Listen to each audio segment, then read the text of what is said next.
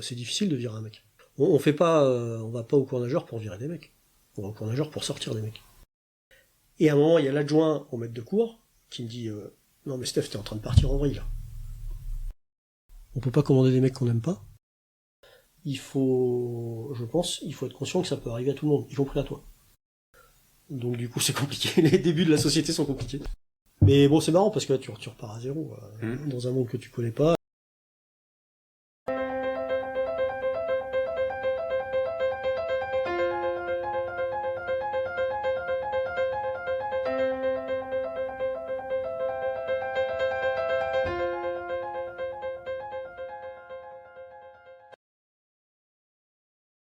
Bonjour, bienvenue sur notre podcast United We Conquer by Pearl. Aujourd'hui c'est l'épisode 3.12, nous sommes toujours avec Stéphane Lebihan, ancien commando marine et nageur de combat. C'est le dernier épisode avec Stéphane, et nous allons donc, en suivant l'ordre chronologique, finir donc avec sa carrière militaire, mais aussi commencer une nouvelle carrière, celle qu'il a entamée avec la création d'une entreprise dont il va nous révéler l'objet. Stéphane donc, finit son affectation au commando Hubert et va commander le cours nageur à l'école de plongée. Donc c'est le cours qui forme les nageurs de combat. C'est un endroit dans lequel il faut maintenir à la fois un standard et puis aussi faire évoluer cette formation. Au cours de notre échange, nous allons aborder des sujets qui sont liés à la responsabilité, au pouvoir que confèrent certaines situations et aux garde-fous qu'il faut mettre en place pour éviter de passer de l'autre côté. Ce qu'on peut parfois voir dans l'actualité, des gens qui ne voient plus la limite, abusent de leur pouvoir. Et Stéphane va nous parler également de sa reconversion, une reconversion dont il a tiré un certain nombre d'enseignements. Il a commis, il reconnaît un certain nombre d'erreurs. Il a tenu, il s'est montré persévérant. Et cette ténacité est sans doute liée au parcours qu'il avait accompli jusque-là. Mais c'est une véritable remise en cause, des fois des claques à son ego qu'il reconnaît et qui finalement participe à apprendre encore et encore. Donc Stéphane est fidèle à lui-même, il continue à apprendre, il accepte les remises en cause. Bonne écoute. Tous les postes que tu as occupés sont des beaux postes, mais tu finis sur quelque chose quand même qui est... Qui fait un peu la boucle est bouclée, on dirait, quoi, je trouve. Ouais, alors à l'époque, je sais pas que ça boucle la boucle, hein, parce que je pense quand même continuer un peu. Ouais. Et une des raisons pour lesquelles je suis parti, c'est que je me suis rendu compte en discutant avec mon gestionnaire que mes aspirations ne correspondaient plus aux besoins de la marine, pour le dire poliment. Donc voilà, c'est une des raisons pour lesquelles je suis parti. Mais à l'époque, quand je prends le cours nageur, je sais pas que c'est ma dernière affectation. Et tes aspirations, c'était quoi en fait Bah moi, mes aspirations, c'était de commander un commando, et puis les fenêtres d'opportunité. C'est comme quand on fait péter un engin, et la fenêtre elle est ouverte ou fermée, et puis voilà. Mais bon, ça c'est pas un sujet, on s'en fout. Et de toute façon physiquement après je pouvais plus. Mais non, l'arrivée au cours, déjà c'est un moment où on se repose un peu, parce que là c'est fini les départs au coup de sifflet, c'est fini. Moi c'est ce que réalisent tous les mecs quand ils sortent d'Hubert, qu'ils arrivent à l'école de plongée, ils ont leur programme sur l'année. Tu sais à quel moment tu auras tes vacances, ouais. Tu sais que si tu programmes tes vacances, elles vont pas tomber à l'eau au dernier moment. Moi, quand j'étais à Hubert, j'ai programmé une fois mes vacances. Une fois. Et une semaine avant, il y a un mec qui avait la même qualif que moi qui s'est pété au foot, et j'ai dû le remplacer sur un départ en Albanie. Voilà. Une fois, j'avais programmé des vacances en ma vie. Et on n'a pas pu les faire. Donc, moi, c'est une affectation de repos, psychologique, quoi, et puis et physique, parce que c'est moins exigeant et il y a moins de contraintes qu'à Hubert. Mais en revanche, c'est une affectation importante parce que faut former les mecs, quoi. Et il faut bien les former parce que c'est difficile. Il y a beaucoup d'échecs au cours nageur. Et c'est difficile de virer un mec. On va pas au cours nageur pour virer des mecs. On va au cours nageur pour sortir des mecs. Et donc c'est vachement difficile. Alors c'est difficile. Toute la structure t'aide, hein, parce qu'il y a des critères. Voilà, il faut qu'il soit à telle date, à tel rendez-vous, machin et tout. Donc c'est assez simple. Et c'est pour ça qu'il faut bien respecter le truc. Parce que moi aujourd'hui, je revois tous les gens que j'ai eu au cours, que je les ai virés ou qu'ils soient à Hubert, je les revois et je peux ouais, ça se passe bien et on a des relations cordiales et parce que les gens que j'ai virés, je leur ai dit pourquoi je les virais et ils ont compris parce que les règles étaient claires. Dès le début, on leur explique les règles. Et après, et du coup, même des officiers qui ont pas fini le cours, que j'ai retrouvé ici après, qui étaient, j'ai jamais eu de problème avec ça. Mais pour ça, il faut vraiment respecter les règles jusqu'au bout, pour l'ensemble, quoi. Je me souviens d'un gars, le gars c'est un super mec, mais t'as une contrainte, c'est de faire 4 heures. Des longues durées là de 4 heures avant de passer aux attaques. En plongée. En plongée 4 heures d'affilée. Ouais. Ça c'est le contrat qu'on a joueur qui est connu partout. Hein. Et le gars c'est un super mec, et il arrive jamais à 4 heures. Et là c'est la dernière. Voilà. Donc, ça y va progressivement et c'est la dernière échéance. Et moi j'ai aucune envie de virer ce mec-là. Et donc moi je suis directeur de cours, mais avec moi j'ai un maître de cours, qui est un officier marinier supérieur qui s'occupe des élèves, qui est le prof principal si on veut quoi, voilà. Et il a un adjoint. Et donc je vais discuter avec eux la veille là, je leur fais putain s'il arrive à 3h57, ça ferait chier de le virer quand même. Et on est tous d'accord pour dire que ça nous ferait chier de virer ce mec-là.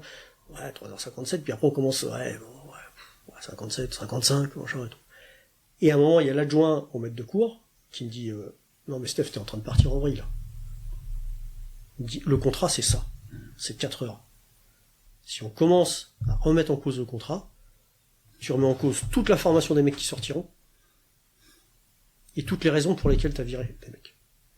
Donc non, le gars il fait 4 heures où il dégage. C'est ça le... Et bon, le mec c'est un de mes subordonnés, mais tu vois, c'est le genre de conversation que t'as. Et je suis mais ouais, en fait t'as raison. Je peux pas remettre en cause, sinon après on se demandera tous les mecs qui seront sortis de mes 2 cours là, on se demandera s'ils avaient des raisons de sortir. Et donc du coup je suis allé voir le mec, j'ai fait écoute, demain, tu sors de l'eau, tu restes ou tu dégages. Voilà. Et il est resté, il a fait une super carrière. Mais c'est, tu vois, et vraiment faut arriver à rester droit dans ses bottes. Et des fois pour des fausses bonnes raisons, on a envie un peu godiller quoi. Et dans ces moments-là, c'est bien justement d'en discuter. Les deux, moi je suis capitaine, eux ils sont maîtres principaux, et les deux, ils disent non mais arrête là. Et on était tous les trois partis un peu en dérive là, et puis il y en a un trois qui dit non mais on rappelle les fondamentaux. On fait n'importe quoi là. Ouais. Les règles sont celles-là, c'est sur ces bases-là qu'on accepte les gens ou qu'on les vire, on peut pas les remettre en question, sinon on remet tout en question, tout le système. Et je me souviens qu'il me dit, et là t'es l'héritier de 50 ans de nageur, tu peux pas tout remettre en question, t'as pas le droit. Je dis, ouais, t'as raison, c'est vrai, effectivement. Et le cours nageur, entre le moment où toi tu l'as fait, et le moment où tu reviens comme Pacha du cours nageur, ouais. Est-ce que tu as vu une très très grande évolution en fait à ce moment-là, ou les choses restent... Non, la grosse évolution elle est liée au matos, c'est-à-dire que nous on était sous l'Oxy 57, on faisait 3 heures, et là on passe au frog, ça fait 20 ans que le frog est arrivé, et donc c'est des plongées de 4 heures, parce que le matos le permet. Sinon, l'apprentissage de base, c'est le même. Il y a plus de... En tout cas, on essaye de faire plus de choses, d'encadrer la plongée par plus de gestes techniques, dans les infiltrations, dans les exfiltrations. Ça veut pas dire des longues choses, hein. C'est pas du... On n'est pas là pour emmerder les gens. On est là pour leur apprendre des gestes, puis leur faire mettre en situation un peu de fatigue et tout ça, quoi. Mais non, fondamentalement, il n'y a pas de grand changement, parce que... Mais quand on t'entend, on a l'impression que tu parles d'un cours bon enfant, où on prend les gens comme ils sont, ouais. Et c'est à la réputation d'être l'un des cours, si ce n'est le cours le plus difficile de la marine ou des armées. Ouais. Donc qu'est-ce qui fait qu'il est si difficile si finalement l'encadrement il y a des règles comme tu viens de le rappeler, mais il n'y a pas une ambiance psychologique de pression comme on peut le vivre peut-être pendant un stage commando. Quand tu le racontes, on dirait que c'est pas l'ambiance stage commando en tout cas. En tout cas, moi c'est ce que je voulais quand j'étais directeur du cours. Et moi, mon boulot en tant que maître de cours, c'était pas les élèves, mon souci. C'était les instructeurs. M'assurer que les instructeurs se comportent bien. Donc ils débriefent. Pas pendant 2 heures, mais ça c'est anecdotique, mais que les instructeurs soient présents, qu'ils encadrent les gars, et qu'ils soient pas là pour défoncer. Parce qu'il y a des gens qui, des fois ça se passe plus ou moins bien. Quand on commence un cours nageur, on peut pas avec le nombre d'instructeurs qui sont affectés à l'école de plonge, on peut pas commencer un cours nageur. Parce qu'on manque de monde. On manque de monde pour faire la sécurité, on manque de monde pour encadrer, etc. Parce qu'au début du cours nageur, il y a beaucoup de monde, puis plus le temps passe, moins il y en a. Donc après, on peut encadrer tout ça. Mais au début, on peut pas commencer un cours nageur sans renfort. Et donc, on demande des renforts à Hubert, on demande des renforts à l'unité de l'armée de terre, pour que les gens puissent venir 15 jours, 3 semaines, renforcer. Et quand j'ai pris directeur du cours, donc moi je suis arrivé, c'est mon premier cours, je suis arrivé l'été, le cours commence en janvier, en décembre. Et donc je reçois la liste des gens que les unités nous proposent en renfort. Et mon maître de cours là, donc j'en parle avec lui, je suis bon alors, qui tu penses? Il me dit lui, si tu le prends, je dégage, je m'en vais. Ce mec-là a déjà fait un renfort. Il a rien à foutre avec les élèves, il est là pour emmerder les élèves, je ne veux pas le voir. Bon, fin de la passe, le mec est pas venu. Donc après c'est une question de personne. Maintenant moi le cours nageur pour moi c'était pas une question d'emmerder les gens, et ce qui en fait la difficulté, c'est le fait que grosso modo quand les gens arrivent ils savent pas respirer. Ça semble être assez naturel de respirer. Ouais. On sort du ventre de notre mère, bim bim de baf et on respire. Bon en fait non, quand le mec il arrive, il a 25 ans, il sait pas respirer dans un oxy. C'est très particulier. Ça c'est du circuit fermé. Et à la fin, il sort et il est capable de faire plusieurs heures de nuit à trouver une cible, à poser exactement au mètre près sa charge ou à aller chercher le renseignement qu'il veut, etc., etc. Donc c'est ça qui est difficile. Et pour répondre à ta question, moi j'avais à la fin du premier cours que j'ai fait, donc j'en ai fait 2, il y a un officier à 3 gallons de l'armée de terre qui avait suivi le cours qui sort et qui me dit bon c'est pas du tout ce à quoi on s'attendait. Hein. Et je lui dis ah bon, et il venait du premier PIM. Et je lui dis mais tu t'attendais à quoi alors? Il dit nous on nous a dit que c'était dur, on s'attendait à des trucs de merde à minuit, changement de tenue, tu sais les histoires de trucs caméléons là, taper sur les caissons, machin et tout, et en fait on nous a jamais emmerdé. Je lui dis mais t'étais fatigué quand même un peu. Il dit ouais on était explosés. Je dis y a pas besoin de vous emmerder les gars. On n'est pas là pour vous emmerder, on n'est pas là. La sélection elle est déjà faite, elle est faite dans les unités, et puis après il y a une période de sélection pour voir si les gens plongent à l'oxy. La période de sélection on est là pour voir si les gens vont suivre le cours. Oui. Une fois que les mecs sont au cours on est là pour les sortir. Ça sert à rien de les emmerder. Le programme se suffit à lui-même. Hein. Il y a 2 plongées par semaine, c'est des plongées qui vont jusqu'à 4 heures, quand tu fais 2 fois 4 heures dans la nuit, plus tes journées normales, avec encore des plongées de 4 heures, c'est bon, ça suffit. Mais chaque plongée est évaluée, et chaque semaine, il y a quand même une commission qui se réunit. Non, pas chaque semaine. C'est pas chaque semaine. Non. Il y a des modules, il y a 7 modules. Sur 8 mois, donc il y a 7 modules. Donc chaque mois quasiment en fait. Les plus courts modules ils font 4 semaines et le plus long je crois qu'il fait 5-6 semaines, un truc comme ça. Et donc c'est au bout de chaque module. À la fin de chaque module, le gars doit avoir la moyenne du module. Donc chaque plongée c'est un geste technique. Et chaque plongée fait l'objet d'une sanction, mais tout ça c'est très très très formaté. Hein. C'est pas l'instructeur qui dit il sait pas faire. Et avant chaque plongée, nous-mêmes, donc il y a le briefing aux élèves, et puis pendant que les élèves vont changer, le maître de cours rappelle les critères de notation à tous les instructeurs. En tout cas, nous c'est comme ça que ça se passait. Et parce que c'est le maître de cours qui avait mis ça en place. Alors peut-être qu'il avait hérité de son prédécesseur, je sais pas. Moi, quand je suis arrivé, c'est comme ça que ça se passait, et c'était très bien. Donc le maître de cours, il nous briefe tous. Nous, on va à l'eau, il nous briefe, voilà. Vous notez ça sur temps, ce sont ça les critères, etc., etc. Donc c'est pas du tout à la gueule du client. Et donc à la fin de chaque module, il doit avoir la moyenne, indépendamment de sa moyenne générale. Donc on peut très bien avoir un mec qui a 15, et si au 3e module il a 9, il dégage. C'est qu'il a pas compris, enfin il a pas été capable de restituer ce qu'on lui a demandé. Parce qu'il y a un rythme. On peut faire un cours nageur sur 10 ans, puis tout le monde va sortir. C'est pas ça le but du jeu. Est-ce qu'il sait pendant son module où il se situe, et justement s'il y a des améliorations? Oui, parce que chaque plongée où il a pas la moyenne, il vient signer une fiche. À la fin de chaque semaine, là par contre, il y a le maître de cours, donc un instructeur qui met pas la moyenne, il renseigne une fiche avec quelle plongée, avec quel élève, pourquoi le mec a pas la moyenne. Donc il argumente. Et à la fin de la semaine, l'élève va signer ses fiches, en espérant qu'il en ait pas 2 ou 3, parce que sinon ça va être compliqué à remonter. Et voilà. Donc le gars sait exactement où il en est. Et c'est pour ça que quand on vire quelqu'un, en fait, normalement, il le comprend très bien. Soit c'est un crétin fini et puis il le comprend pas, soit on n'a pas fait le boulot avant selon les règles qui sont établies, mais les règles qui sont établies, elles sont très claires. Et c'est pour ça que moi aujourd'hui, j'ai aucun problème à revoir des mecs que j'ai virés du cours nageur. Ça m'a jamais posé de problème. Ou de voir des mecs que j'ai sortis, parce que justement j'ai respecté le truc, même quand je m'étais dit putain on pourrait tortiller un peu le cul, on m'a remis dans l'axe, et du coup... Et je pensais aussi à quelque chose que j'avais entendu sur les sélections. Tu parlais de les sélections, c'est voir si les gens sont compatibles avec l'oxy. Mais il y a des tests physiques aussi qui sont poussés. Et ce que j'avais retenu, ce qui m'avait marqué à l'époque, c'est que c'est quelque chose qu'on trouve chez les commandos de manière générale. C'est-à-dire que il y a un standard qui est attendu, et en général, c'est un standard qui, sur le papier, est tout à fait atteignable.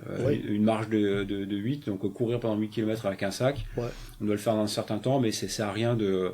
C'est rien d'exceptionnel. Ça n'a rien d'exceptionnel. Et donc, il y a autre chose qui est attendu. Il y a ce minimum qui est attendu, mais en fait, on attend beaucoup plus des gens. Et visiblement, pendant la sélection du cours nageur, on demande aux gens de sortir leur trip, quoi, en fait.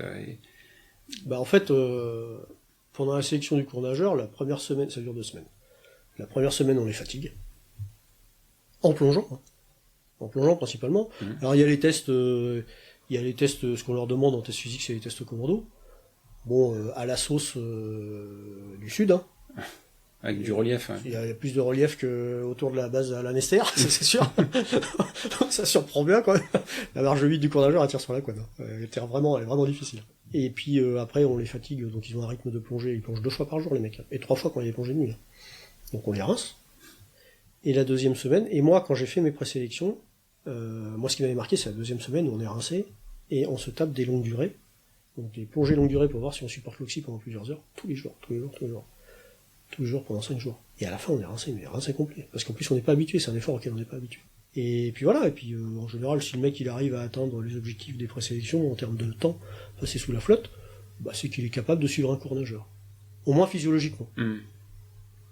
Bon, après, ça veut dire qu'aussi il a appris à maîtriser l'appareil. Non, il maîtrise pas, non. Maîtriser l'appareil, c'est beaucoup plus long que 2 semaines. Il comprend suffisamment pour faire le moins de bulles possible, parce qu'une bulle, c'est du gaz qui s'en va en circuit fermé.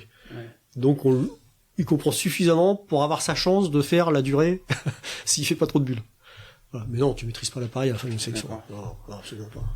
Tu diriges le cours nageur pendant ces 2 ans. Tu t'es aperçu effectivement que tes attentes, en fait, notamment de pouvoir revenir en commando et commander un commando, ne vont pas se réaliser. C'est plus que veut la marine, et puis je pense que c'est plus que veut mon corps non plus, mais ça je m'en rends pas compte. Donc c'est aussi bien que ça se fasse pas. Et donc quand tu décides de partir, est-ce que c'est le saut dans l'inconnu complet, ou pendant ces 2 ans où tu sais déjà que tu vas pas revenir effectivement faire ce que tu voulais, et donc tu t'es déjà déterminé à quitter avec un projet, ou, non, alors je le sais la 2e année que je reviendrai pas. Donc je prends la décision de partir pour créer une société de service de drone, mais je prépare ça très mal. Donc du coup c'est compliqué, les débuts de la société sont compliqués. T'es aidé par la marine ou l'institution? Non. Alors, non, attention. Je me dis, je pars pour créer. Quoi qu'il arrive, je pars. Je pars pour créer une société. Si j'ai le pécule, j'ai demandé le pécule. Donc le pécule, c'est on donne un montant pour les gens qui partent pour bons et loyaux services ou pas, ou parce qu'on veut s'en séparer. Donc je sais pas si on voulait séparer de moi aussi. C'était pas bon et loyaux services, mais en tout cas, voilà. Et donc la marine m'a aidé dans ce sens-là, oui, ou m'a attribué le pécule. Mais voilà, donc oui, la marine m'a pas laissé tomber, la marine m'a aidé, et puis après... Mais par contre, j'ai fait l'erreur de pas suivre de formation, parce que quand on crée une société... C'était la question que je vais te poser, parce que le pécule, c'est un atout financier. Ça, c'est l'atout financier qui te permet d'ouvrir, et après, j'ai fait toutes les erreurs qu'on fait... toutes les erreurs que je pouvais faire, je les ai faites. Je me suis pas fait j'ai pas suivi de formation, pour que ce soit de la gestion de société, de la gestion RH, savoir... comprendre l'URSSAF, tout cet environnement de société-là. Et du coup, ça a été très compliqué. Les débuts ont été très compliqués. Et puis, ça a commencé à marcher au bout de 4 ans. Et pendant 4 ans, ça a été compliqué. Parce que le pécule, c'est pas une somme non plus... quand tu lances une entreprise, c'est... tu te rends compte que ça part vite. Ouais, tu tapes rapidement dans le stock sans abus. Oui, c'est ça. T'as besoin d'un comptable, t'as besoin d'un avocat, t'as besoin et tout ça, bim, d'un assureur. Et tout ça, ça chiffre vite. Est-ce que tu pensais être un pécule assez confortable? Rapidement, il s'épuise. Donc il s'épuise, donc faut que tu... Tes premiers contrats, tu les as vus au bout de combien de temps? C'était des tout petits contrats, je sais même pas si on parlait en milliers d'euros, quoi, mais je les ai eu au bout de quelques mois, mais des vrais contrats qui te permettent de vivre et de te projeter, ça a été plus long, j'ai eu 4 ans, quoi. Mais parce que c'était un monde complètement différent aussi, attention, c'est un métier qui se crée, aujourd'hui on est à la préhistoire, de ce qui va se faire, avec les réglementations qui se mettent en place, avec les évolutions technologiques et tout, là on est à la préhistoire de ce qui va se passer. Donc c'était bien de s'installer au moment de la préhistoire, quoi. Parce que maintenant que ça commence à se structurer, moi, je suis en place et puis ça tient. Et là, pour le coup, t'as un coup d'avance, en fait. Là, il y a un petit coup d'avance, ouais. Donc, c'est bien de l'avoir fait. Mais il a fallu essuyer les plâtres. Et puis, c'est une remise en question complète, hein. Tu t'y attends pas, mais tu vois, mon premier contrat, c'était pour faire des images, des vidéos du phare d'Eckmühl. Voilà. Le premier truc qu'on me demande, c'est de faire des vidéos de l'agence de tourisme de la ville de Pamar, qui me demande de faire des images du phare d'Eckmühl. Bon. Donc j'y vais, et je suis reçu par la jeune femme de l'agence de tourisme, qui est une petite nana qui est licenciée en je ne sais pas quoi, et puis qui a une trentaine d'années, quoi. Et c'est mon premier contrat. Hein. Et la nana me dit, bon, ouais, très bien, machin, ça se passe bien, on discute, puis elle me dit, mais quelle légitimité vous avez à faire ça, alors? Parce que quand c'est ton premier contrat, t'as rien à montrer. Quelle légitimité vous avez à faire ça? Et là, si tu veux, tu redescends sur terre, hein, parce que c'est une question qu'on m'avait pas posée depuis longtemps, quand même. Si j'étais légitime dans le milieu marine, tu vois. Donc, bon, j'ai pris ça en me marrant, et puis on a discuté, voilà. Je vais pas raconter la marine. Je dis que, bon, voilà, je savais, si la légitimité à faire des images, je pouvais pas lui montrer, mais que la légitimité à faire une opération de drone au-dessus du phare d'Eckmühl dans le cadre de la réglementation, et sans qu'il y ait de problème, ça, je savais faire. Donc, ah, bon, bah, ok. Mais bon, c'est marrant parce que là, tu repars à zéro, dans un monde que tu connais pas, avec des relations que tu comprends pas. Là, pour l'ego, effectivement, c'est... Et l'ego, ça lui fait du bien. Si t'avais pris un peu le melon, ça... Voilà, ouais. Ça te remet un gros coup. Tu sais, comme les trucs avec les marteaux, hein, les jeux où tu tapes sur les têtes qui sortent, là. Ton ego, il prend un gros coup de marteau sur le tronc. 4 ans, c'est quand même... c'est long, quoi. Ouais, c'est long. Qu'est-ce qui t'a fait tenir pendant ces 4 ans, là? C'est que tu croyais à ce que tu faisais, ça c'est évident, mais qu'est-ce qui te fait que tu tiens jusqu'à persévères. Ces 4 ans, que tu persévères, que tu étais si tenace? Je pense que c'est le formatage d'avant, hein. C'est-à-dire que l'échec est pas possible. Aujourd'hui, fermer la boîte, ça me dérangerait pas. À l'époque, sur un échec, non, c'était pas possible. Et ben c'est comme quand je me suis engagé dans la marine, hein. Je suis parti au mois de mars, je passais mon bac en juin. Donc mon père était pas du tout d'accord. Donc du coup je suis parti pas en conflit, mais voilà, comme un jeune excité de 18 ans. Et il n'était pas question que je fasse échec au stage co. J'avais pas rentré chez mes parents. Je m'avais déconseillé de le faire à ce moment-là. Mais pars en septembre, passe ton bac, pars en septembre. Ah, je suis convoqué maintenant, je me casse. Bon voilà. Il n'était pas question que je fasse un échec. Voilà. Bon bah là c'est un peu le même ressort, quoi, si tu veux. C'est plus long, ça engage plus ta famille parce que t'as une famille après, donc l'impact il est pas neutre. Hein. Mais non, aujourd'hui je fermerais la boîte, ça me dérangerait pas.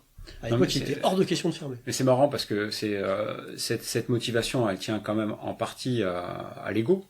On se projette sur quelque chose, il y a un refus de l'échec. Ouais. Et d'ailleurs, enfin, c'est pas parce que c'est de l'ego que c'est négatif. Non, je trouve que en l'occurrence, c'est plutôt même de l'ego positif, ça. Ouais. Mais effectivement, il faudrait peut-être faire la différence entre un ego positif, un ego finalement qui freine plus qu'autre chose. Celui sur lequel on finit par, quand on se remet en cause, effectivement, à taper un peu dessus, à coup de marteau, comme tu disais. Ouais. Celui-là, il faut le ranger un peu de côté, quoi. Et donc ça nous amène en 2018. 2019, ouais. 2019, donc lorsque tu donc avec ça commence là à fonctionner, tu commences à t'apercevoir à valider ce que tu as fait, quoi. L'environnement se structure. Parce qu'au début on est donc en 2012, la France c'est le premier pays à se doter d'une réglementation pour les drones. Le premier pays au monde en 2012. Ouais. Moi je commence en 2014. Alors le problème que je rencontre c'est que je fais plein de conneries. 2, le matos c'est pas prêt. Nous, le premier gros drone qu'on achète, il coûte 12 000 €, il fait 5 heures de vol, il s'écrase au sol. Il est remboursé 300 € par l'assureur. Okay, donc le modèle économique, il est pas là. Tu vois. Donc heureusement, il s'est écrasé sur un vol d'entraînement dans un champ, il se serait écrasé sur un monument historique, ou sur une voiture, ou sur une poussette avec un gamin dedans, c'était la même, quoi. Mais c'est une erreur pilotage? Non, le drone est tombé d'un coup. Voilà, c'est une erreur de conception. La boîte a fermé depuis, hein, évidemment, la boîte qui nous avait vendu le drone. Donc déjà, premier rétex, ne pas croire les commerciaux. Et les commerciaux, ils sont pas là pour que ta boîte tourne, ils sont là pour te vendre leurs produits. Et là, en l'occurrence, le produit était mauvais. Mais les conséquences auraient pu être dramatiques. Parce que c'était un gros drone avec 6 hélices en carbone. S'il tombait sur une poussette, on découpait un gamin. Voilà, donc on a revu, donc déjà, ok, on dégage certains outils, et toutes ces boîtes-là, elles ont fermé depuis. parce que ça servait à rien ce qu'ils faisaient. Et maintenant, je suis très très très méfiant sur les nouveaux produits. Les gens qui sortent un drone qui fait papa maman, qui fait tout là, et puis en fait derrière il n'y a pas grand chose. Je l'ai reconstaté plusieurs fois derrière. Voilà, donc les équipements n'étaient pas fiables. Ensuite il y a le problème de l'assureur. L'assureur qui rembourse 300 € sur 12 000 assurés, bon bah il faut le dégager aussi lui. Hein, bon voilà, donc tu commences à nettoyer un peu. Donc les drones, quand ils passent plus de temps à tomber qu'à voler, c'est pas terrible pour le marché. Maintenant c'est plus le cas. Il y a il y a G, le chinois, qui représente 96% du marché européen. Bon, ça marche. Alors tu regardes autour de toi, il y a quasiment que du G. Voilà. Et puis après, il y a d'autres sociétés, il y a des sociétés qui commencent à faire vraiment des trucs spécifiques pour tout ce qui est nettoyage de toiture et tout, et il y a 2-3 sociétés qui commencent à sortir des très bons produits, des sociétés françaises. Mais jusque-là, c'était compliqué. Donc quand tu bases tout ton business model sur du matériel et que le matériel est pas fiable, c'est compliqué. Ensuite, en 2014, il n'y a aucune appel d'offres. Aujourd'hui, tu vas sur France Marché, les appels d'offres qui mettent en œuvre des drones, alors auxquels on a accès ou pas, auxquels on arrive à accéder ou pas, ça c'est autre chose, mais il y en a. À l'époque, il n'y en avait pas. Voilà.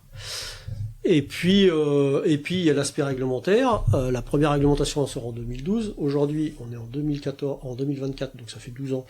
On est en phase de transition pour passer sous la réglementation européenne. Et entre les deux, moi j'ai connu 3 changements de réglementation majeurs. Bon, si les règles changent, il faut tout revoir à chaque fois. Donc ça fait pas avancer le business, quoi. Et maintenant, non seulement les drones sont fiables, mais surtout les charges utiles sont hyper variées. On peut faire plein de choses. Enfin, il y a vraiment de tout. T'as des capteurs de gaz, des détecteurs de ce que tu veux, des caméras de toutes les couleurs, thermiques, zoom, machin, des systèmes pour détecter les champs électromagnétiques sous le sol.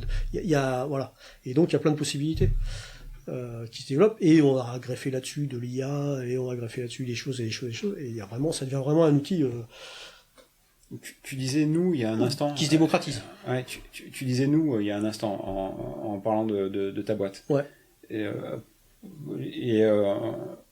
Donc combien vous étiez à ce moment-là alors au départ on a ouvert à 2, et puis un 3e, et puis un 4e est venu tardivement. Et aujourd'hui, je suis tout seul. Et c'était d'anciens marins, en fait, qui t'avaient rejoint, que tu connaissais d'avant, en fait. Le premier, c'était d'anciens marins, ouais. Il y a le premier, c'était un ancien d'Uber, avec lequel on bosse toujours, là. Il est en train de bosser, là. Donc on est resté en très bon contact. Mais il y a une chose, c'est d'être pote. Une autre chose, c'est de monter une société ensemble. Et quand on monte une société ensemble, une autre chose est d'avoir la même vision. Voilà. Et puis d'avoir la patience aussi, parce que en l'occurrence, ça a été compliqué. Donc non, on s'est séparés tranquillement, en bons termes. Comme il est toujours pilote de drone, etc., donc lui il s'est orienté dans complètement autre chose. Mais il a un peu de temps libre, et là en l'occurrence il est en train de voler sur les JO là. Voilà. Et c'est super agréable de bosser ensemble. Et tu parlais d'alignement de vision. En quoi les visions n'étaient plus alignées alors en fait? Je pense qu'il y a un moment, t'as vu Zero Dark Sortie? Oui. Le film Zero Dark Sortie, là. Oui, il y a un moment, la chasse de Ben Laden. Il y a un moment, le chef de la cellule de la CIA, là, il réunit tout le monde, et puis il dit, bon les gars, alors si vous croyez qu'il y a d'autres pièces, avec d'autres mecs autour, qui bossent sur le sujet et qui vont résoudre nos problèmes, il y en a pas. Ok? Il y a personne d'autre qui bosse, il y a que nous. Voilà. Et il y a des moments quand on a des difficultés, et quand on a eu des difficultés dans la boîte, il y a que nous dans la pièce pour les résoudre, tu vois. Donc il y a des choses qu'il va falloir faire qu'on n'aime pas faire. Moi j'aime pas démarcher commercialement, moi je suis pas un commercial, je suis pas machin et tout. Il y a un moment va falloir bouger, il va falloir réduire certaines choses, enfin tu vois, voilà. Et là c'était des visions qui étaient un peu différentes, donc mais je pense qu'on a eu... Ça veut dire que toi t'étais prêt à prendre sur toi justement pour aller vers des choses que t'aimais pas forcément. Et lui, c'était pas le cas, en fait. Ouais, où il voyait les choses différemment. Mais on a eu l'intelligence de se séparer, avant de se prendre la tête, quoi. Et d'ailleurs, c'est à son initiative. Il m'a dit, bon, écoute, je pense que c'était au bon moment, enfin, on avait été lucides tous les deux, quoi. Si on avait continué, je sais pas si ça aurait marché. Et entre nous, si ça clashait, c'était con, parce qu'on se connaissait quand même depuis 20 ans. Alors que là, maintenant, ça s'est toujours passé aussi bien que ça pouvait l'être, et très bien avant et par la suite.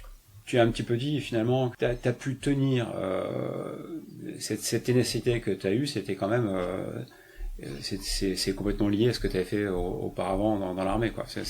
Bah après, je sais pas si ce que j'ai fait dans l'armée est lié à ça, est lié au fait que je l'avais, ou si je l'ai eu grâce à l'armée, ou si ça s'est développé et c'est devenu naturel dans la marine, parce qu'il a fallu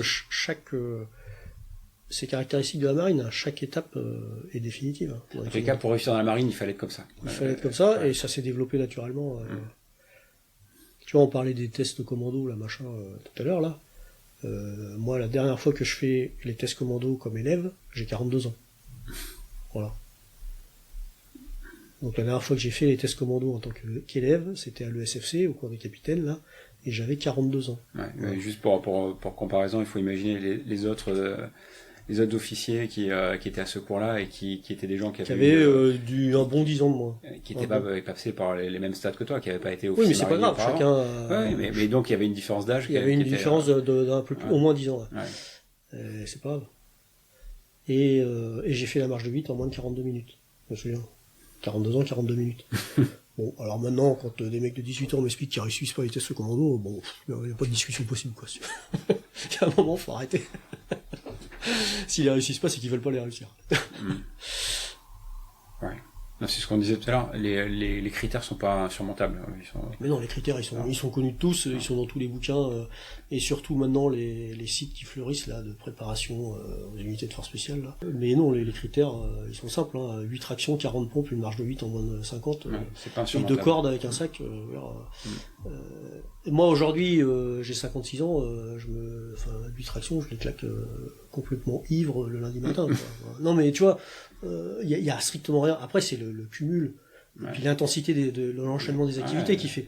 Mais les tests en lui-même, le jeune qui vient en disant j'ai fait échec au test, c'est qu'il voulait pas les réussir. Ça va pas plus loin que ça. Sauf accident, c'était. Bah oui, c'est tout, c'est qu'il veut pas. Un problème de volonté. Soit il s'est pas entraîné et puis c'est son problème. Un jeune qui n'arrive pas à faire ça, effectivement, physiquement il est pas apte, quoi. Bah, oui.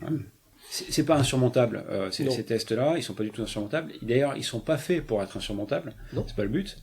La vraie sélection, c'est le stage commando, où finalement, c'est comme tu disais, c'est l'accumulation, c'est la fatigue, le manque de sommeil, le froid, l'eau, le fait d'être mouillé tout le temps. Et puis cet environnement oppressant que créent les instructeurs, qui fait que finalement il y a beaucoup de gens qui craquent parce que c'est la fracture de morale qu'en fait qui est bien connue. Ouais, c'est la durée, je pense. La durée. Ouais. C'est 2 mois, c'est long quand on a 20 ans. 2 mois, c'est long. Puis ça se passe en apnée, quoi. Voilà, une journée à souffrir, bon, ça peut passer. 2 journées, c'est quand même peut-être compliqué. Pendant 2 mois, c'est chiant. Ouais, là, c'est plus que ça peut pas être que de l'apnée. Moi j'ai embarqué, alors j'ai été commec sur un bateau féminisé, voilà. Et puis il y a eu une époque qui est assez intéressante, c'est quand j'étais revenu à Hubert comme officier là, on a fait, j'ai dû faire 4 ou 5 opérations, je sais plus trop, 4 ou 5 opérations de lutte contre les narcotrafics. Donc on allait chasser les go-fast en Méditerranée. Les mecs qui traversent la Méditerranée là, pour amener de la drogue, donc grosso modo c'est un bateau hors bord avec 4 moteurs hyper puissants, il y a une tonne de cannabis à bord et puis de l'essence et 3 gars. Et donc pour ça, moi j'étais le chef de détachement commando, on avait un petit détachement commando d'une dizaine de gars, et on tournait sur les bateaux. En l'espace de 6 mois, on en a fait 4 ou 5. Donc on tournait sur les bateaux, et donc sur toutes les missions, j'ai fait des bateaux, là on est en 2006 à l'époque je crois, 2006, et donc tous les bateaux sont féminisés quasiment dans la marine. Donc on tourne sur les bateaux comme ça, et à un moment je tourne sur une frégate qui n'était pas féminisée. Bon. C'était une des dernières frégates de la marine qui n'était pas féminisée. Et j'ai trouvé ça excessivement pénible, en fait. Parce que les mecs se comportaient un peu comme des porcs. J'ai trouvé ça, et moi j'étais au carré officier subalterne, c'était pareil, hein, c'était pas une question de carré, de quartier maître, d'OMS et tout. J'ai trouvé que l'ambiance à bord des bateaux féminisés était quand même vachement plus naturelle, en fait. Vachement plus naturelle, parce que alors il paraît que au moment où ils ont féminisé les premières frégates, ils se sont rendus compte que la consommation d'eau augmentait de 20% sur les frégates féminisées parce que les mecs se douchaient plus. Non mais c'est vrai, hein. C'est un truc que j'ai entendu. Et du coup, je trouve que les relations sont beaucoup plus normales quand il y a des femmes à bord. C'est ce que j'ai ressenti. Et à ce moment-là, ça a été flagrant parce que sur 4 ou 5 missions différentes, il y a eu un bateau qui était entièrement masculinisé. Et j'ai trouvé vraiment que c'était pénible. Et qu'est-ce que tu appelles normal, en fait c'est des relations moins de concours de bites, à qui crache le plus loin, à qui pisse le plus loin, à qui boit le plus de bière, ou à qui parle le plus fort. Tu vois, je trouve que ça, c'est plus proche des relations qu'on a en dehors. Voilà. Après, il y a des abrutis partout, chez le personnel féminin comme chez le personnel masculin, ça peut arriver. Il y a des nymphos partout et des chiens fous, des baiseurs partout. Voilà. Et après, à partir du moment où on prend la décision de mélanger des hommes et des femmes à bord d'un bateau pendant 4 mois de mission, et ben s'il y a des histoires de cul, il faut pas s'en étonner. Enfin, il y a un moment, c'est juste de la nature, quoi. Alors après, il faut pas que ça déborde. Il faut pas que ça. Le truc qu'on remarque, que moi j'ai remarqué de temps en temps, par exemple, c'est le gradé homme qui fait beaucoup plus attention à ses subalternes féminins que masculins. Ça, c'est inadmissible. Mais sinon, moi, très honnêtement, je pense qu'il y a des environnements dans lesquels, il n'y a pas besoin d'être un homme.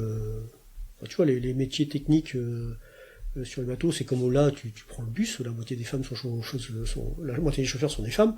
Moi, quand j'étais gamin, c'était impensable, c'était interdit aux femmes d'être chauffeur de bus. Bon, est-ce que ça se passe plus mal parce qu'il y a des femmes derrière le volant ? Non.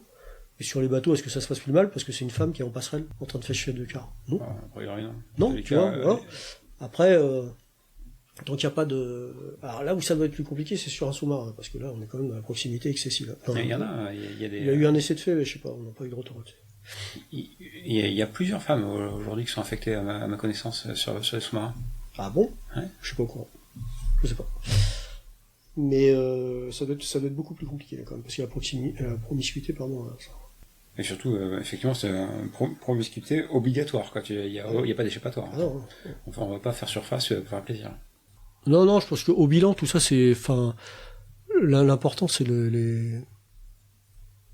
la considération de chacun, tu vois, pour chacun. On peut pas commander des mecs qu'on n'aime pas. Non, mais c'est vrai. Ah, mais je souris pas par ironie. La bienveillance, c'est pas la faiblesse. Tu vois. Faut pas que les mecs ils confondent bienveillance et faiblesse. C'est pas parce que t'es bienveillant que tu vas être faible au moment de prendre des décisions. Et l'effet de groupe, il peut être bien et des fois il peut ne pas être bon, quoi. Et notamment, moi quand je suis rentré au Broco, en fin des années 80, c'était pas facile d'embarquer comme matelot. Parce qu'il y avait toute la caste au-dessus des quartiers-maîtres, là, il pouvait y avoir dans certaines escouades que j'ai connues moi. Parce que moi j'ai embarqué avec 4 de Trépel, puis après j'ai débarqué parce que je m'étais cassé la jambe, et j'ai rembarqué comme jeune à la 1 de Montfort. Ça s'est bien passé. Parce que il y a des escouades dans lesquelles ça se passait bien, il y a des escouades dans lesquelles ça se passait pas très bien. Parce que il y avait une bande de cons qui avait pris la main et qui faisait un peu trop morfler les jeunes, quoi. Voilà. Moi je l'ai pas vécu. Mais sur un stage co on est 30, on embarque chacun dans des escouades différentes et puis à la fin on discute, quoi. Et donc faut faire gaffe à ça aussi, quoi. Il y a quand même des gens qui sont abrutis, ou des gens qui sont méchants, mais ça c'est quand même beaucoup plus rare. Des abrutis ou des aigris ou je sais pas quoi, il faut faire gaffe à ça, que ce soit dans le quotidien avec les jeunes, ou ça peut se retrouver aussi dans des situations où tu peux avoir des prisonniers ou trucs comme ça, et où faut être vachement vigilant là-dessus. Parce que c'est indépendamment de l'association de revanche qu'on peut avoir sur un prisonnier ou quoi, il y a des choses qui peuvent être gratuites, quoi. Si on fait pas gaffe. Il y a des comportements où il faut les arrêter assez vite. Et comment on fait gaffe à ça, en fait là, faut être présent. Hein. Faut être présent. Là, c'est pas... Et rester vigilant sur où les mecs veulent t'amener aussi. Mais, c'est-à-dire que tu as beau connaître tes mecs. Ouais. Depuis longtemps, tu les... quand t'es le chef, par exemple, tu sais pas comment les quartiers... Comment j'ai été chef d'escouade à Jaubert, j'avais défini une ligne directrice pour il y a un caporal adjoint, c'est le mec qui est en charge de l'encadrement, quoi, hein, des jeunes, et j'avais dit, bon voilà, moi je ne veux pas qu'il se passe ça, c'est clair. Donc la seule façon que ça se passe pas, notamment quand ça concerne les prisonniers, c'est d'être présent. Quand on est prisonnier, il faut désigner un mec qui est en charge d'eux, soit on est présent soit physiquement, soit on peut pas parce qu'on a autre chose à faire, on désigne un mec qui est en charge d'eux, faire gaffe à ce qui se passe, parce qu'il peut y avoir des mauvais réflexes qui sont liés à l'environnement, qui sont liés au vécu, qui sont liés à peut-être du sadisme aussi. Il y a des gens très rares. Hein, mais tu le détectes pas, quoi. En fait, tu le vois pas venir. Ah non, en général, quand tu le vois, c'est un peu tard. Donc faut faire attention. Donc c'est préventif. Faut l'anticiper. Faut l'anticiper. Et dans l'anticipation, je pense, il faut être conscient que ça peut arriver à tout le monde, y compris à toi. En fonction de comment s'est passé les actions avant. Comment sont passées les actions avant, je pense que si tu penses que ça t'arrivera pas, tu fais déjà un bon pas pour que ça t'arrive, quoi. Il faut être vachement vigilant là-dessus, je pense. Mais non, je pense que c'est vraiment un point, tu vois, alors ça c'est exacerbé après un tic ou un truc comme ça sur des prisonniers, ça peut l'être, mais tu le vois au quotidien sur des jeunes, ça se retrouve aussi en fac sur certains bisuitages et tout le bordel, tu vois. Le bisutage c'est une bonne chose parce que c'est un passage, moi je trouve, c'est un peu initiatique machin, mais faut vachement l'encadrer. Et moi je sais que j'ai beaucoup de sympathie et de reconnaissance, par exemple à mes instructeurs au stage co, que j'ai eu mon premier stage co PE. Ces instructeurs, j'ai jamais vu un instructeur, parce que là, t'as 19 ans, t'as l'impression que tu vas rentrer chez les champions du monde, que c'est tous des bêtes de guerre, et ils sont prêts à te faire t'es prêt à faire n'importe quoi. Et ben, moi, j'ai jamais vu des mecs qui abusaient. Je n'ai pas subi de mecs qui abusaient. J'ai jamais pris de tarte dans la gueule que j'avais pas mérité. Alors après, chacun met son degré de mérite, hein. Mais bon, je crois que j'ai dû prendre une tarte sur tout un stage co, donc, faut pas dire qu'ils abusaient, les mecs. Et c'est des mecs qui avaient à l'époque droit de vie et de mort sur nous, quoi. Comme nous, on se les représentait, tu vois. Et il y en a un que je revois maintenant régulièrement, c'était un nageur, là, Christian, et moi, ce mec-là, j'ai beaucoup d'estime pour lui, parce qu'à un moment où il avait le droit de vie et de mort sur moi, ou c'est comme ça que je le percevais, et ben il en a vraiment pas abusé, et il nous a amené comme il fallait, où il fallait, quoi. Et d'où l'importance qu'on évoquait sur la formation et tout, mettre vraiment des mecs qui sont bons, parce qu'il y a des fois il y a des exercices qui peuvent favoriser les mauvais penchants quand même, hein, au stage co. Les histoires de parcours évasion et tout ça, si c'est pas fait par des gars équilibrés, ça peut vite dégénérer, quoi. En fait, ça me fait penser à l'expérience de Stanford. C'est une expérience, enfin l'enfer de Stanford. C'était une expérience qui a été faite par un chercheur américain qui était à Stanford, là, et c'était sur tu vois, c'est post-68, je pense. C'est un moment où peut-être c'est autour de la guerre du Vietnam, il y avait plein d'interrogations sur la société américaine, avec des rapports de force particuliers, pas mal de violence, et des questionnements sur l'autorité et l'utilisation de la force. Et donc l'expérience, ça consistait à dire à des étudiants qui faisaient partie de l'expérience et qui en étaient conscients, on leur dit voilà, on va simuler une prison, donc on va dire que tel bâtiment c'est une prison, et donc il y en a certains d'entre vous qui vont jouer les prisonniers et d'autres qui vont jouer les geôliers. Et l'expérience était prévue, je crois, de durer 1 semaine, pour avoir le temps d'étudier. Ils ont dû arrêter au bout de 2 jours. Ouais, ça m'étonne pas. Il y a eu des abus pas possibles et tout, en fait. Donc dès qu'on confie à un kidam un tout petit peu d'autorité, et en plus un moyen de l'exercer, on lui donne un bâton, une matraque, il pense que c'est fait pour l'utiliser, quoi. Enfin, c'est ce qui est pas complètement illogique non plus. Ouais. Et ça montre à quel point les gens qui sont dans l'armée, dans la police, etc., et qui sont quand même une majorité, une extrême majorité, à ne pas tomber dans là-dedans, ça montre à quel point les gens sont peut-être à l'origine équilibrés, mais aussi finalement qu'on leur a confié des responsabilités qui correspondaient à ce qu'ils pouvaient faire, et qui se gendarment en permanence, et qui les montrent. Et ce que tu disais aussi sur le fait de se surveiller soi-même, en fait, là-dessus, avoir conscience que on peut être le premier à déconner, et qu'il faut donc à partir de ce moment-là imaginer des contre-feux, quoi, enfin des moyens. Non, mais il faut se contrôler. Il faut faire gaffe aux relations qu'on a, quoi. Tu parlais de bienveillance il y a un instant, et à chaque fois c'est un truc qui revient. Et c'est le fait finalement d'aimer les gens. Ouais. Et c'est étonnant d'entendre ce genre de phrases, même si elles sont pleines de sens et parfaitement compréhensibles.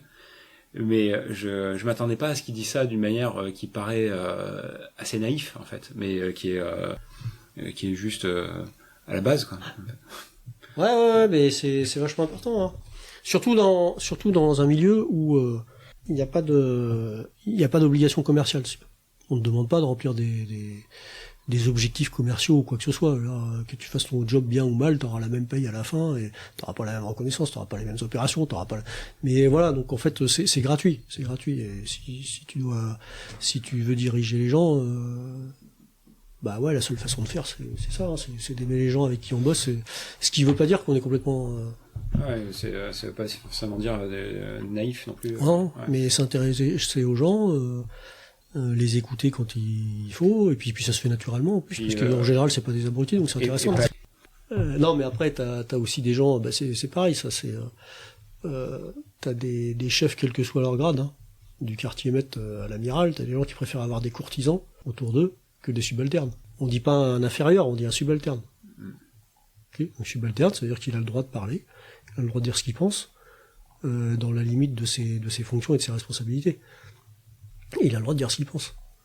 Bon, il y a des gens qui aiment pas les gens qui disent ce qu'ils pensent. Il y a des chefs qui aiment pas les gens qui disent ce qu'ils pensent. Et ça c'est, enfin moi, parce que des fois c'est gênant les gens qui disent ce qu'ils pensent quand on n'a rien à leur répondre. Mais quand t'es droit dans tes bottes, tu peux répondre aux gens. Tu vois, regarde l'exemple du gars du cours nageur là, où c'est l'adjoint de cours qui me dit non mais attends, t'es en train de partir en vrille, recadre-toi, et il avait parfaitement raison. Et du coup aujourd'hui je peux voir tous les mecs que j'ai eu au cours nageur, qu'ils aient réussi ou pas, et avoir des relations normales avec eux parce qu'il n'y a pas eu de passe-droit, parce que machin, tu vois. Ouais. Et c'est si un t'es droit subalterne qui t'a fait penser quoi. Ouais. Oui, voilà. Ouais, effectivement. Et il avait raison, après la décision me revenait, mais il avait raison de m'encadrer. Il s'est pas roulé par terre, il a pas été injurieux, il m'a juste dit non mais là arrête là.